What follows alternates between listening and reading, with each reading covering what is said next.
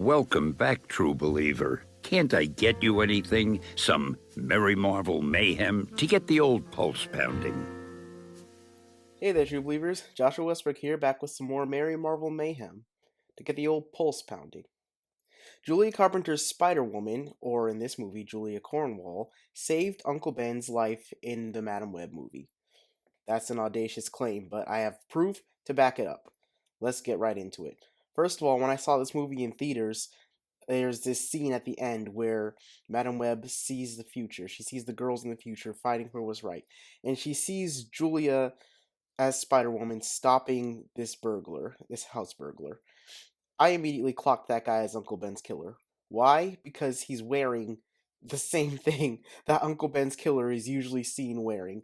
It varies from iteration to iteration, but it's usually a brown jacket, a yellow shirt, green pants, and a cap of some kind. And that's bar for bar exactly what this dude was wearing. Canonically, he's called the burglar in Marvel Comics. He was never really given a name, which I actually appreciate.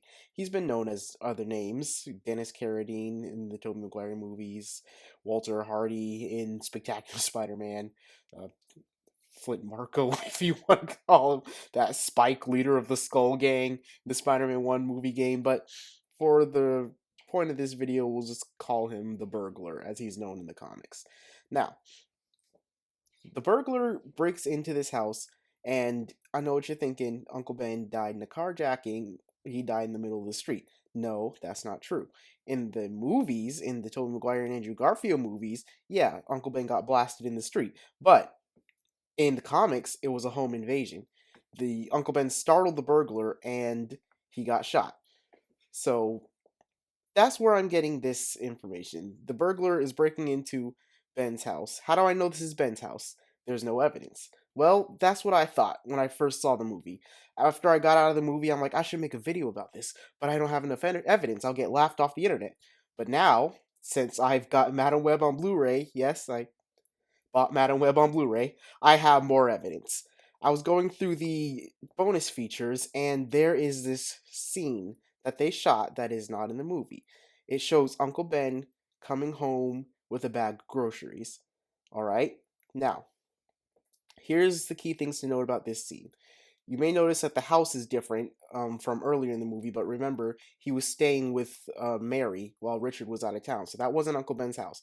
So this is clearly the first we see of Uncle Ben's house, because he's walking in with a bag of groceries.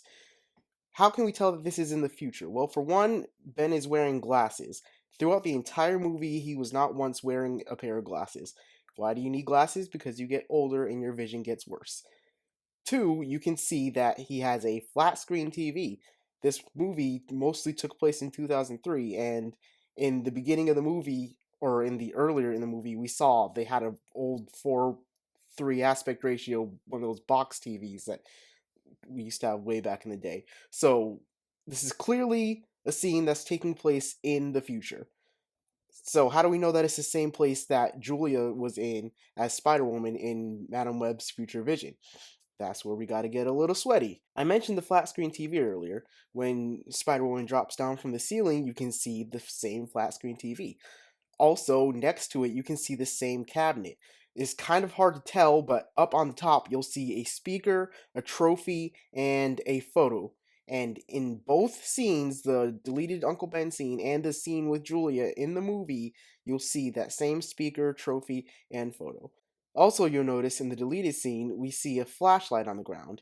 And in the scene where Spider-Woman is stopping the burglar, he's stumbling around with a flashlight, and he clearly doesn't have it in his hand in the next shot because he's aiming a gun.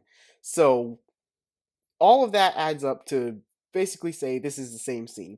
When we see Ben walking with the groceries, he looks around in sort of confusion as if he's coming home to something he didn't expect to see, which would probably be the place ransacked after a fight between Spider-Woman and the burglar. So we've got all of our evidence. The burglar is wearing the same thing he did in the comics. This deleted scene with Ben is in the future, in the exact same location where Spider-Woman stops the burglar.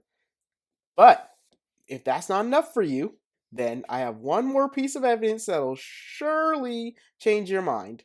On IMDb, there's an uncredited actor down near the bottom known as what? The Burglar, played by a man named Michael Papajohn. And if you go check that man's credits, you will see that he also played the carjacker in 2002 Spider-Man and the flashback scenes with him as known as Dennis Carradine in 2007 Spider-Man 3.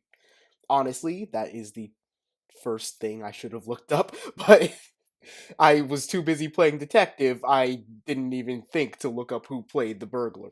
So there you have it, folks. Julia Carpenter, or Cornwall, aka Spider Woman, stopped the burglar and saved Uncle Ben's life. So if you're wondering why Spider Man doesn't exist in these Sonyverse movies, that's probably why.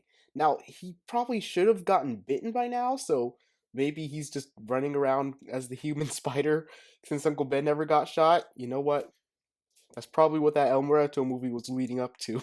El Muerto was probably going to work his way up through the wrestling world until he got to his final opponent, the human spider. Oh, yeah, Sony was cooking. We didn't even know it. They were cooking the whole time. So yeah, my initial suspicions were essentially proven correct. Spider-Woman saved Uncle Ben in this universe. It's crazy, I know. I you makes you wonder what else they're hiding in these Sony movies. But that's it for me, true believers. Thanks for tuning in. Head to facefrontblog.com to put your vote in the weekly poll as to whether or not you believe me. And if not, then put your theories in the comments as to what this scene could be. That's it for now. Until then, face front, true believers, and I'll see you in the multiverse. Okay, so I'm dumb. I've been staring at this image the entire time, and I didn't even notice. Do you see? Do you see? Look closely. Look. Right there. That is Julia. She's standing in the room. That's her hair. That's one of the legs on her spider emblem. Those are the lights on her hands that she was using while filming to make the psi webbing light up. That's her. How did I miss that? How did I miss that? I feel so stupid. This proves everything. Wow. Okay. I'm dumb.